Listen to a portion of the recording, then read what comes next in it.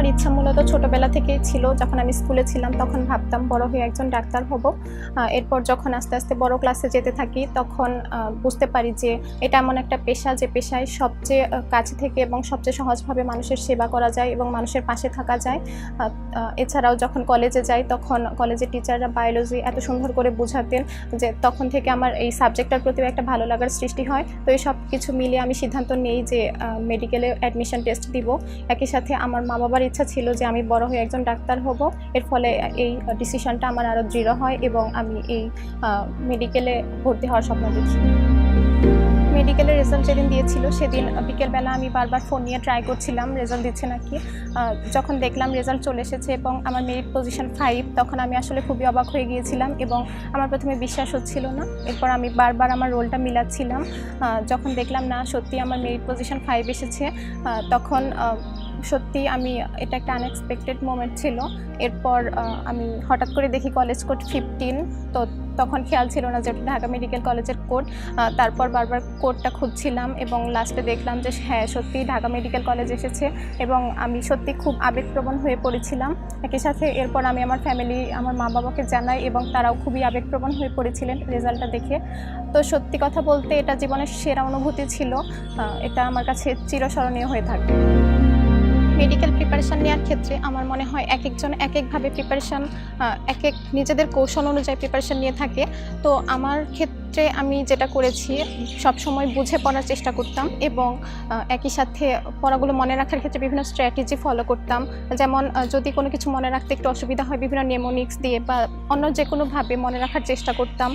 Plus বইয়ে sticky notes দিয়ে লিখে রাখতাম। একই সাথে যে কোশ্চেনগুলো আমার ভুল হতো সেগুলো আমি চেষ্টা করতাম যে একটা আলাদা খাতার মধ্যে নোট করে রাখার জন্য, যাতে পরবর্তীতে ওই টপিকগুলো আর ভুল না হয়। তো সব কিছু মিলে এভাবে আমি সবসময় নিজের কৌশলের মাধ্যমে পড়াশোনার চেষ্টা করেছি। উন্মেষ সম্পর্কে সর্বপ্রথম আমি আমার সিনিয়র ভাই আপুদের কাছ থেকে জানতে পারি। এরপর আমি উন্মেষে মেডিকেল অ্যাডমিশন টেস্টের প্রিপারেশন নেওয়ার জন্য ভর্তি হই এবং এরপর এক্সামগুলো অনেক বেশি হেল্পফুল ছিল আমার জন্য। যদি কোশ্চেনের কথা বলতে যাই, কোশ্চেনগুলো অনেক বেশি স্ট্যান্ডার্ড ছিল। এছাড়াও স্টাডি ম্যাটেরিয়ালস এবং ক্লাসগুলো অনেক বেশি মানসম্মত ছিল। ভাই আপুরা অনেক বেশি সাপোর্ট দিয়েছেন। তো এই অ্যাডমিশন জার্নিতে আমাকে সবসময় হেল্প করার জন্য এবং আমার পাশে থাকার জন্য উন্মেষের প্রতি আমি কৃতজ্ঞতা প্রকাশ করছি। আমার এই মেডিকেল অ্যাডমিশন জার্নিতে যারা সবচেয়ে বেশি অবদান রেখেছেন তারা হচ্ছেন আমার মা বাবা। তারা সবসময় ছোটোবেলা থেকে আমাকে সব ক্ষেত্রে সাহায্য সহযোগিতা করেছেন এবং সবসময় আমার পাশে থেকেছেন। তাদের অবদান সত্যি অতুলনীয়। একই সাথে আমি আমার টিচারদের কথা বলতে চাই। আমার সঙ্গে সবসময় আমার টিচারদের সাপোর্ট ছিল। তারা সবসময় আমাকে উৎসাহ জুগিয়েছেন এবং আমাকে সর্বক্ষেত্রে সহযোগিতা করেছেন। এজন্য আমার টিচার এবং আমি আমার মা বাবা সহ সকল আত্মীয় স্বজনের প্রতি অনেক কৃতজ্ঞতা প্রকাশ করছি।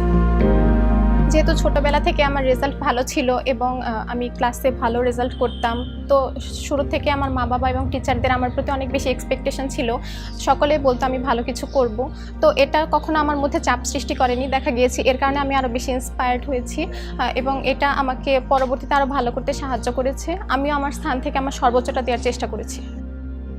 আমার এই সাফল্যের পেছনে আমার মনে হয় সবচেয়ে যে বিষয়টা আমাকে হেল্প করেছে সেটা হচ্ছে আমি কখনো টাইম ওয়েস্ট করতাম না। আমি আমার প্রত্যেকটা মুহূর্তকে কাজে লাগাতাম। একই সাথে প্রচুর পরিশ্রম করতাম এবং বিশেষ করে অ্যাডমিশন টাইমটাতে আমি সর্বোচ্চ এফোর্ট দেওয়ার চেষ্টা করেছি। আর একই সাথে আমি বলতে চাই আমার কলেজের টিচারদের কথাগুলো আমাকে অনেক বেশি ইন্সপায়ার করতো। তো এগুলো আমাকে অ্যাডমিশন টাইমে অনেক বেশি হেল্প করেছে সবসময় মনোবল ধরে রাখতে এবং প্রত্যেকটা মুহূর্তকে কাজে লাগাতে।